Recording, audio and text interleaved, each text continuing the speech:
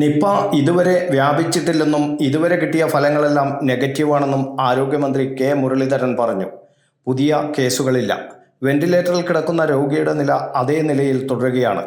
Nipah report ചെയ്ത സമയത്ത് താൻ കോഴിക്കോട് ഉണ്ടായിരുന്നുവെന്നും ആവശ്യമായ നിർദ്ദേശം കൊടുത്തിട്ടാണ് പോന്നതെന്നും മുരളീധരൻ പറഞ്ഞു.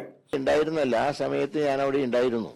ഈ നിപ റിപ്പോർട്ട് ചെയ്ത സമയത്ത് ഉണ്ടായിരുന്നു. എല്ലാ നിർദ്ദേശവും കൊടുത്തിട്ടാണ് തിരുവനന്തപുരത്ത് വന്നിട്ട് കേരളത്തിന്റെ മൊത്തം വിഷയങ്ങൾ നോക്കണ്ടേ. ഈ രോഗം ഇന്ന ഭാഗത്ത് മാത്രമല്ല, കേരളത്തിൽ എല്ലായിടത്തും പടരാൻ സാധ്യതയുള്ളത് കൊണ്ടാണ് ഞാൻ തിരുവനന്തപുരത്ത് തന്നെ വന്ന് ഉന്നത ഉദ്യോഗസ്ഥന്മാരെ യോഗം വിളിച്ചത്. അതിന്റെ ചുമതലയില്ല. അതുകൊണ്ട് ഇത് വ്യാപിച്ചിട്ടില്ല. ഇതുവരെ കിട്ടിയ റിസൾട്ടൊക്കെ നെഗറ്റീവാണ്. അപ്പോൾ മാത്രമല്ല, ഇന്നിപ്പോൾ ജനപ്രതിനിധികളുടെ യോഗം വിളിക്കാൻ റവന്യൂ മന്ത്രി ഇപ്പോൾ കോഴിക്കോടുണ്ട്. തിരുവനന്തപുരത്ത് നിന്ന് ഇതിന്റെ എല്ലാ കാര്യങ്ങളും നോക്കണ്ടേ. ഉദ്യോഗസ്ഥന്മാരെ വിളിക്കണം, നിർദ്ദേശം കൊടുക്കണം. അപ്പോൾ ഇതിലൊക്കെ എടുക്കുന്ന സമീപനം തികച്ചും ദൗർഭാഗ്യകരമാണ്.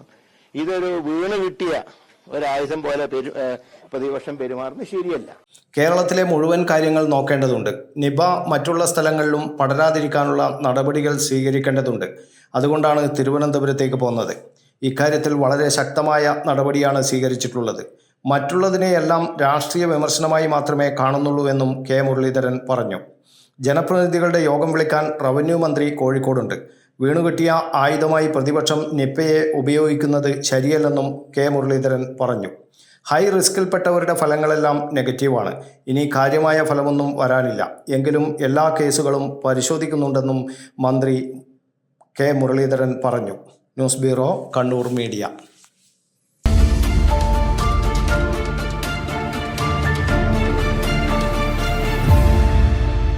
ശരി, പറയും എന്താ ഇങ്ങനെ പ്ലാൻ?